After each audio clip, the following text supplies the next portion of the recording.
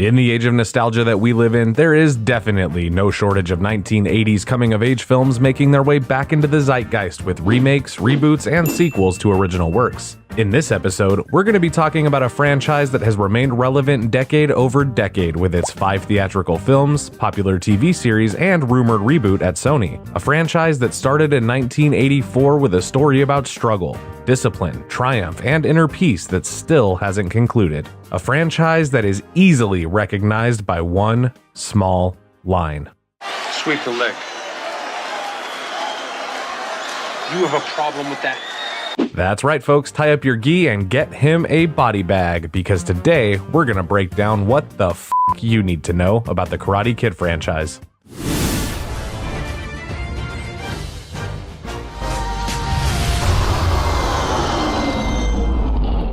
Now, this whole franchise is packed with stories, characters, and events that span across generations, literally. Don't bullshit me. Within the Karate Kid property, there's been hundreds of punches, thousands of kicks, and millions of dollars. But of course, in order to get the full picture and truly understand this franchise, we gotta take it from the top. Let's go.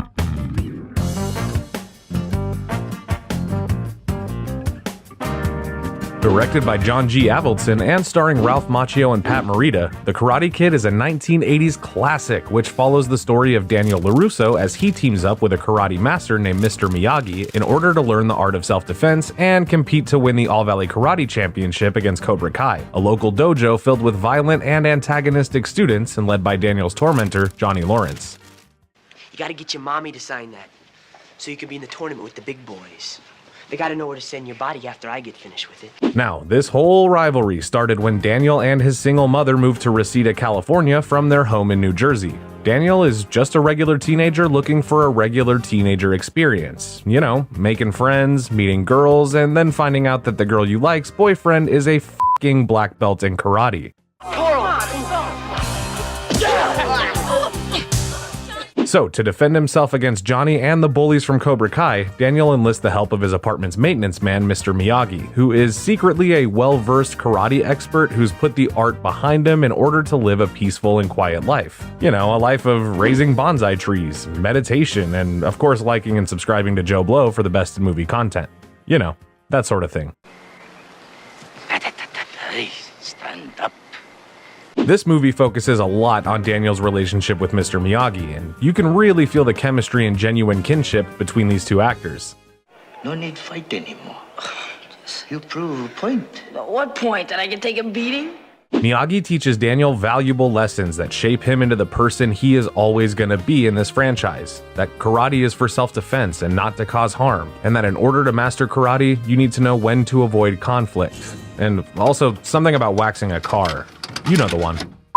Wax on, wax off. Breathe in through nose, out the mouth.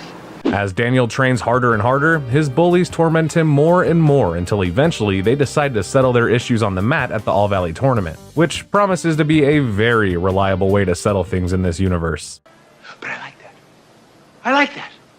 Daniel wins the All-Valley after performing a nearly impossible move that symbolically represents Daniel's acceptance of Miyagi's teachings.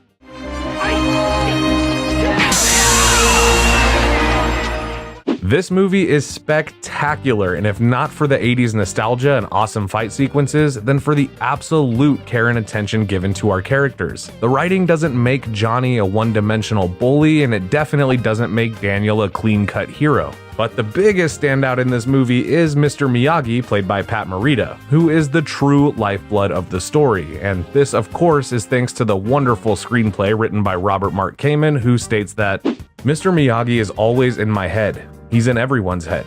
The Karate Kid is really about the relationship, and it's really about Mr. Miyagi. He's the heart and soul of the Karate Kid." Garth, that was a haiku. We have many more incredible moments with Pat Morita to look forward to in this franchise. Now, The Karate Kid hit theaters around the same time as the Ghostbusters, so it had some stiff competition in the box office. Despite the Ghostbusters blasting their way to the top of the mountain, Karate Kid ended up making $100 million in its original box office lifetime. It's safe to say that The Karate Kid really held its own in the showdown of Hollywood blockbusters. You beginner luck. With the success of Karate Kid bringing smiles and dollars to Hollywood studios, it was only a matter of time before 80s superstar Ralph Macchio teamed back up with Morita as Mr. Miyagi in a second installment of the series. Hey, come on, let's forget this. Wait, not yet.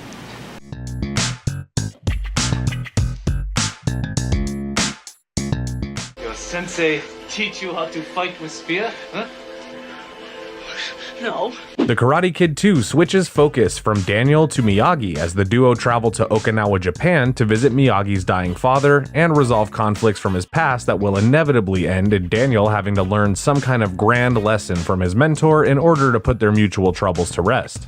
The film introduces exciting new characters while also managing to take audiences away from the modern American setting of Southern California and placing Daniel in a, once again, unfamiliar new place. Boy, am I glad to see you here.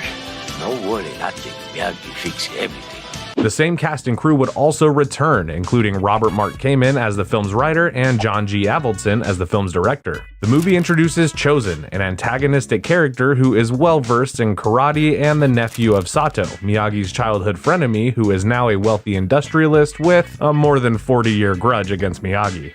After the death of Miyagi's father, Sato gives Miyagi less than 1 week to prepare for a fight that will settle the pair's score once and for all. Thank you, Sato. Pleasure to do business with you. An old friend of Miyagi's named Yuki comes into the story, and she's the one that got away for Miyagi and the formerly arranged bride of Sato. Yuki still has feelings for Miyagi, and her niece, Kumiko, begins developing some feelings for Daniel. How poetic.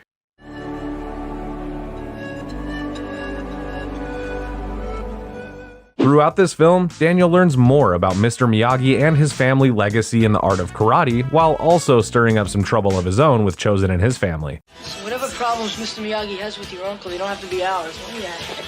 Oh, we have our own. It all culminates in a final conflict, but not in the way you would think. The final act of this movie takes place in the wake of tragedy as a typhoon hits the village and leaves Sato's dojo in ruins and reveals the true colors of our movie's villains. Daniel attempts to save a child from the disaster, and after Chozen refuses to offer a helping hand to Sato, he disowns Chozen and takes the side of Daniel, effectively ending the long-running rivalry between him and Miyagi.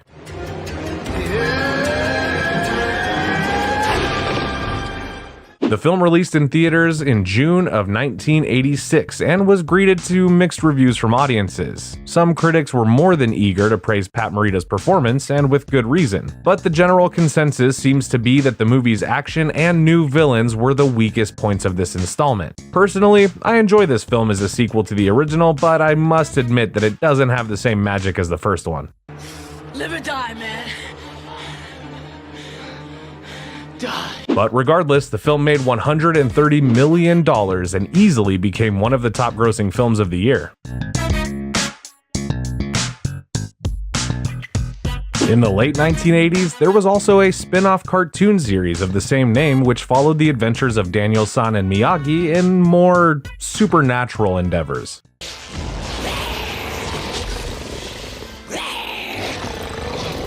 The cartoon was not well received and didn't last more than one season. Honestly, I don't think I know anyone who even knows about this show. Where I come from, man innocent until proven guilty.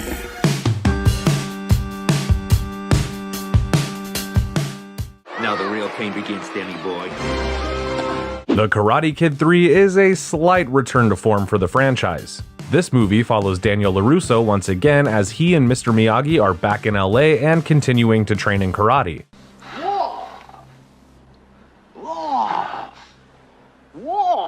But when John Kreese, the head sensei of Cobra Kai and the overly violent antagonist of the franchise, plots to take revenge on Miyagi and Daniel for the events of the first film, which left Cobra Kai the losing team in the All Valley tournament.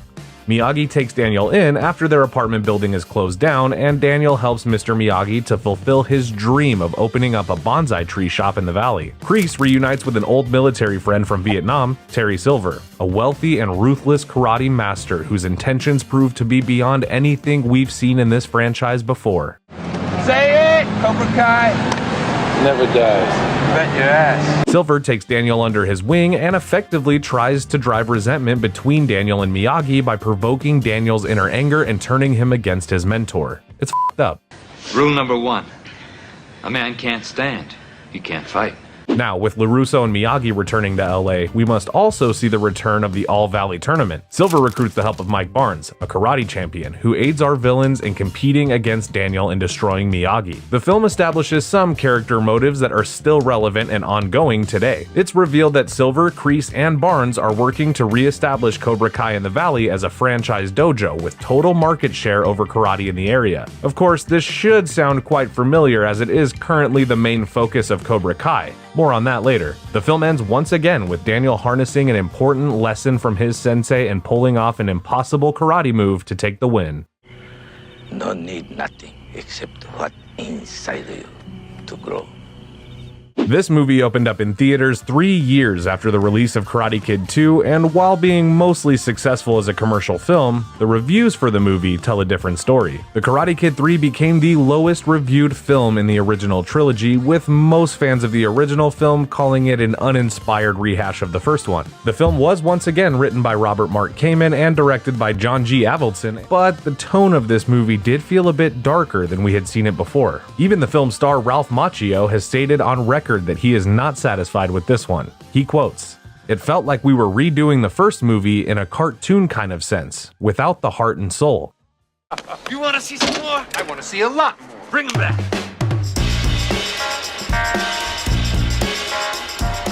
The next Karate Kid was released in 1994, 10 years after the release of the original film. This movie sees Mr. Miyagi take on a new pupil as he trains Julie, played by Hilary Swank, and helps her find her way through her emotional struggles to conquer them using karate. A similar scenario to the Karate Kid Part 1, to be sure, but this movie's protagonist is fairly different from our beloved Daniel-san, who is nowhere to be found in this movie. Very sorry. Miyagi apologize. Very sorry. Oh, very sorry.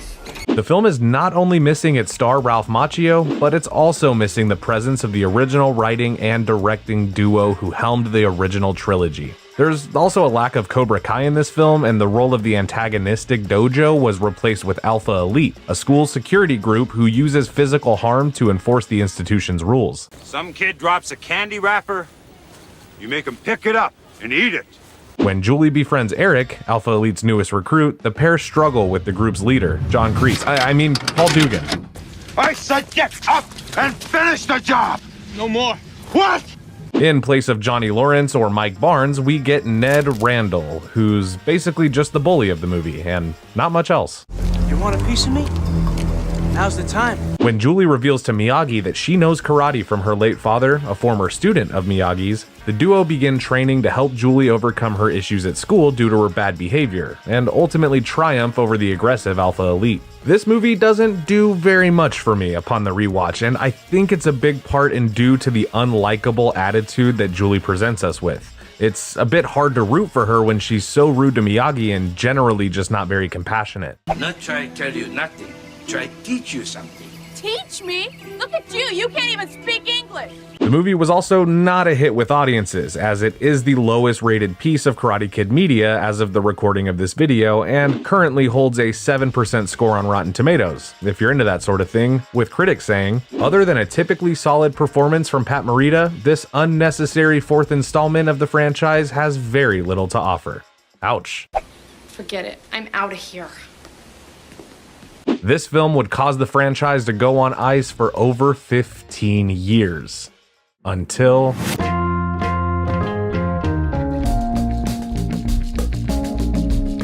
In 2010, after a 16-year break, Sony surprised audiences with the announcement that the much-beloved franchise would be receiving the reboot treatment and getting a modern adaptation starring Jaden Smith and Jackie Chan in the leading roles. You know, I remember when this trailer released and I immediately smiled seeing Jackie Chan in the role and giving what looked to be an impressively dramatic performance. Everything is kung fu.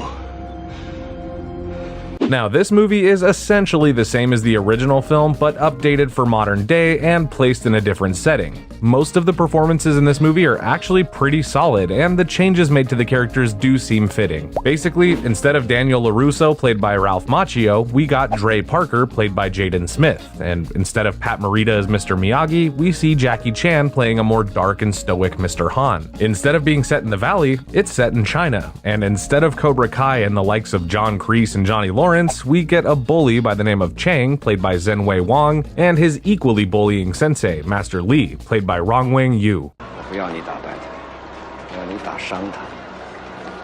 This movie is definitely not a bad way to reboot a classic film, I'll give it that. It holds a lot of the same messages and tones while giving us something fresh that we haven't already seen. When I rewatched this movie, I couldn't help but think about where the story would have gone if there had been a sequel. But in either case, the film made a worldwide total box office take of $359 million and holds a respectable 66% on the tomato meter. Your focus needs more focus. I gotta say, I'm not mad at this reboot at all. It's not terrible.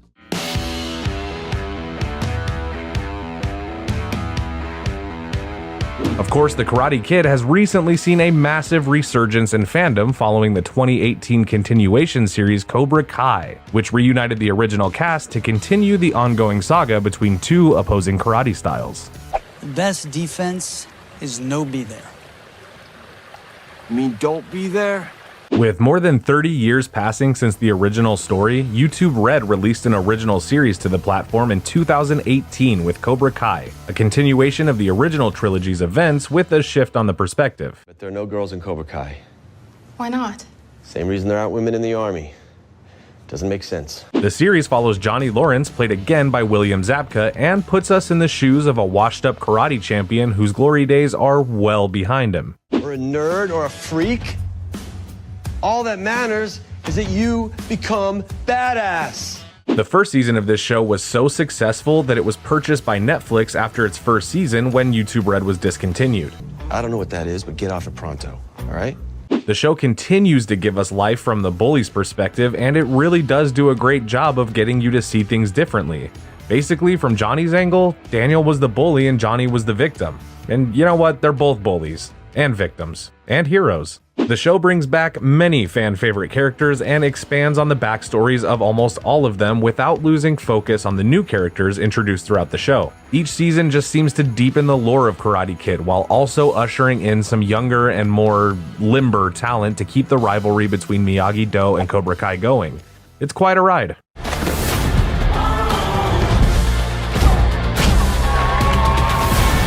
Cobra Kai is currently in production for its 6th season and has successfully tracked the arc of Miguel, played by Xolo Maridueña, as he learns the ways of Cobra Kai and Miyagi-Do in an ongoing attempt to become the best karate champion he could be, while also bringing some feuds to an end and some new feuds to the forefront.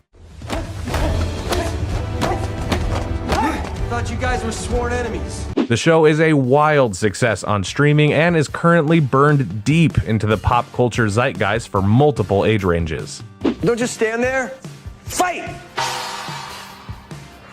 And now that we've looked at the movies, let's talk about some important characters to keep track of throughout the franchise. Played by Ralph Macchio from 1984 to present day, Daniel is our reluctant hero who always seems one step away from becoming everything he trains to defend himself from. Daniel is confident, caring, brave, and a total badass.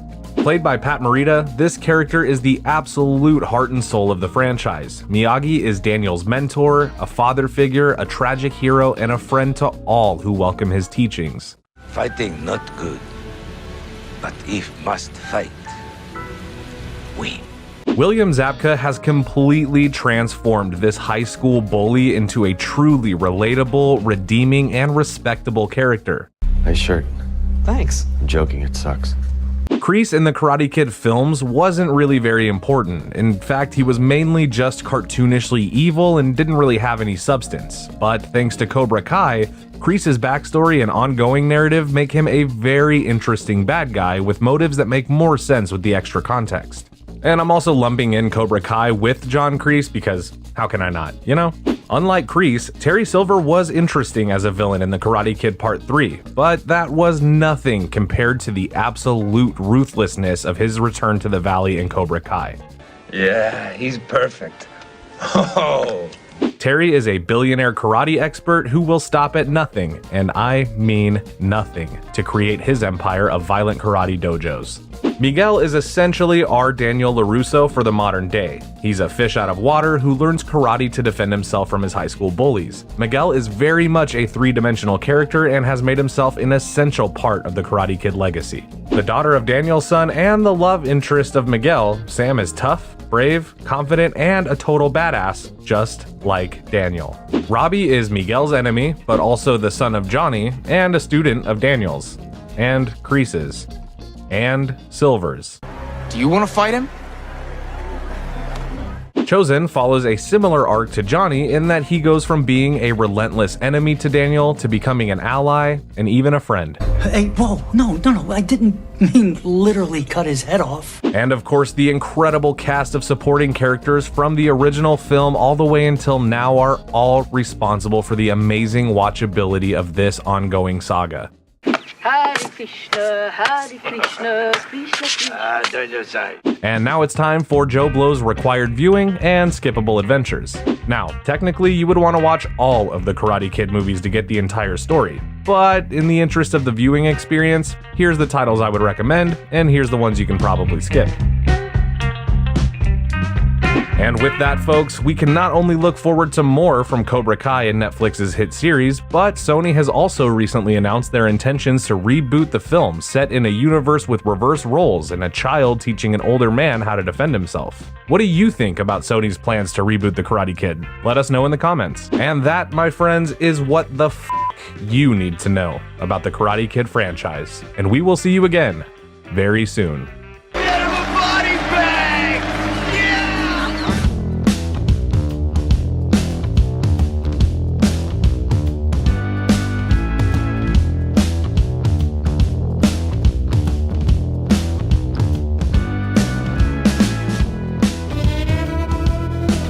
Thank you for clicking on our video, everybody. If you like what you saw here, please make sure you like the video and subscribe and share with your friends who like this sort of content. JoBlo was created by movie fans for movie fans, and we appreciate your support.